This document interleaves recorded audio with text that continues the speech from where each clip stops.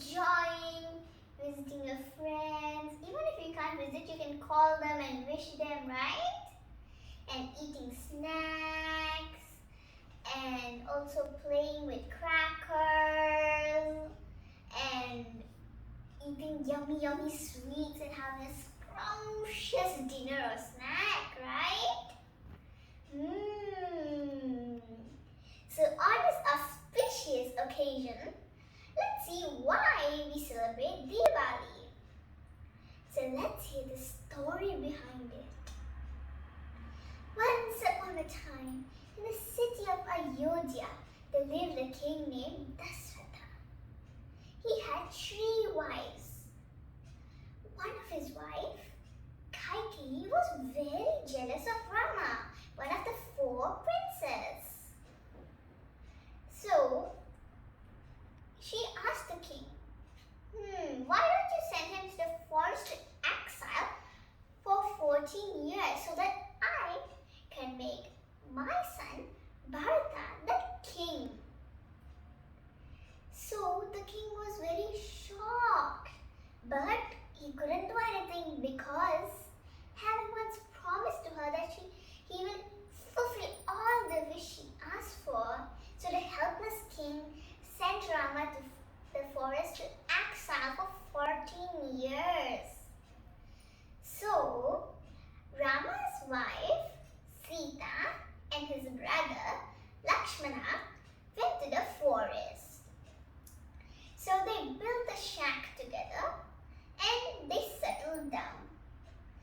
The days passed on, and one day a Raksha came.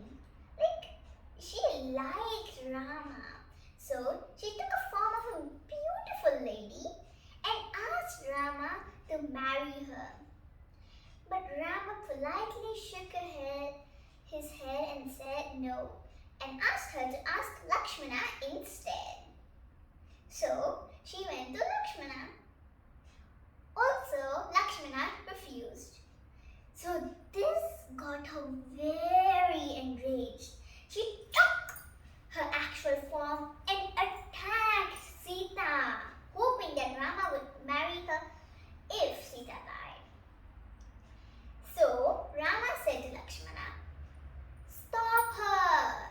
So Lakshmana leapt forward and cut off her nose and ears. So she went wailing to her brother, who was none other than Ravana. So Ravana was the most powerful demon. Everyone, including the gods and the demons, he was feared. Very scary, right? So the king wanted revenge. Ravana wanted revenge. So, with another help of a demon who took the form of a beautiful golden deer, he distracted Rama and Lakshmana. "Ooh, look at that golden deer," said Sita. "Can you capture that for me?" she asked Rama. Rama said, "Yes, I will do it." So he went off. So Lakshmana stayed in guard. Suddenly there was a shout, "Sita! Lakshmana!" So then Sita was afraid. He said, "Go Lakshmana, fine, that's my Rama. He might be in trouble." So Lakshmana said, "No, I can't leave you." But then Sita said, "I'd rather die than having lost my husband." So after lots of argument, Lakshmana finally agreed. He drew a circle and told her not to step out of the circle, out of the house also. So then he went. So Ravana, disguised as a Brahman, went to the house and asked Sita, "Oh dear woman,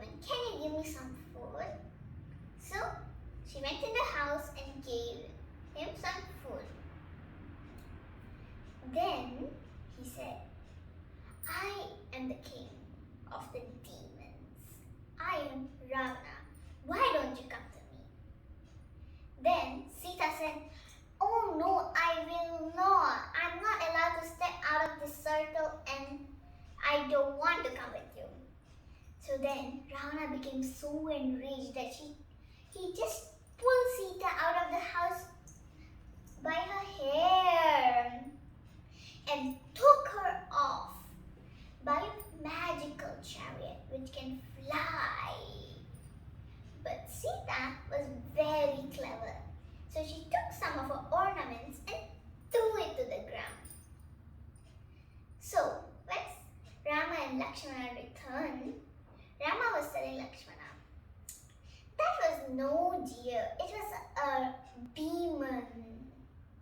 So when I struck it, it assumed its normal form and shouted yours and Sita's name." So then they reached the house. But what a shock they had. Sita was nowhere to be found. So later, when Rama and Lakshmana was looking for Sita, Rama saw some of Sita's ornaments. The earrings, necklaces and everything. So Rama recognized these ornaments and quickly followed. So while they followed, the track of ornaments finished because Sita didn't have more ornaments. But then they soon found an army of monkeys and bears, and their leader was Hanuman, who was the son of the wind god. He could assume into a gigantic form, a tiny form, and was very strong. And also, he can fly to long distances over the seas. So, of course, he was Rama's strongest ally. He agreed to help Rama to find Sita. So, he was flying and he saw where Sita was. She was in Lanka and she was in one of Ravana's beautiful gardens. So, after he landed and told Sita what Rama had said, that he will come and find her and rescue her and kill Ravana, Sita was very happy. So again, Hanuman took off and went to Rama and said, "Sita is in one of Ravana's beautiful gardens. She says you must find her, kill Ravana and take her back with you." So immediately they started building a bridge made out of stones with Hanuman's helpers. So once it was done, they immediately set off on the bridge. Once they reached Lanka, a battle fought out. Everyone was fighting. So the monkeys won the battle, but they killed every demon, but was not able to kill one demon. Who was that? Yes, it was the mighty Ravana. So Rama gave one last chance to Ravana to return Sita to him and give apologies. But Ravana didn't say a thing. Instead, he shot arrows at him. But Rama had a shield, so he covered himself. So, also Rama fought restlessly.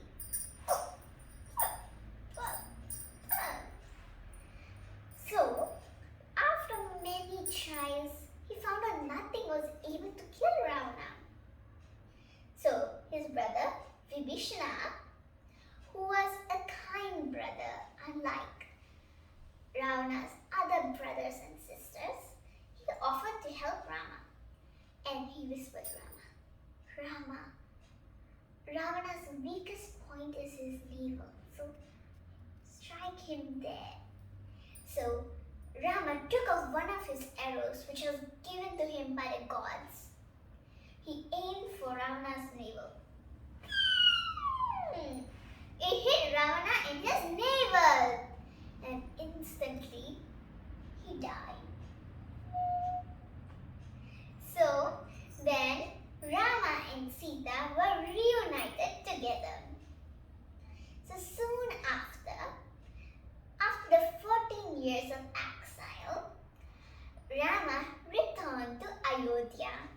And what a surprise they had!